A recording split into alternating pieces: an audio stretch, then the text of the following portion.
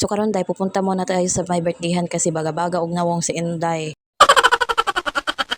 So dinamay pa naman na yung anak at saka uyab ni Inday. So bitaw na inimbitar man si Inday sa kanyang amo sa kanyang uyab o sa amo sa kanyang uyab. Usaon jud hirap naman tong Tagalog dito eh.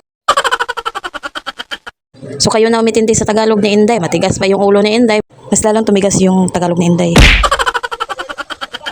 Kaya pagdating namin sa beach, agad nang kumawa si Inday para makapig-video-video tapos para makakain na din si Inday.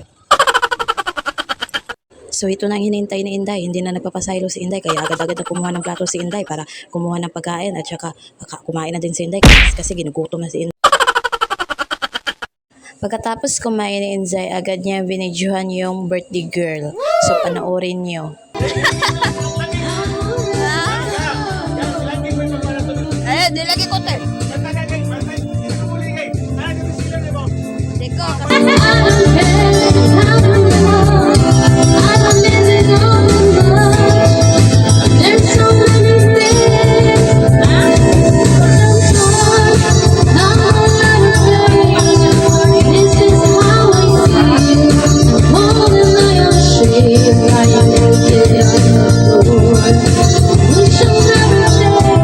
So ayan na day, may bumigay sa kanya ng bulaklak kasi sobrang ganda ng kanyang boses. So nakaka-touch naman.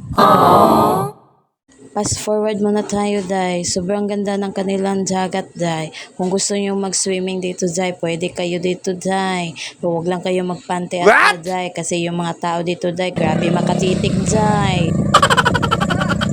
So hindi lang yung videokihan meron dito day, meron din silang belyaran day. wow.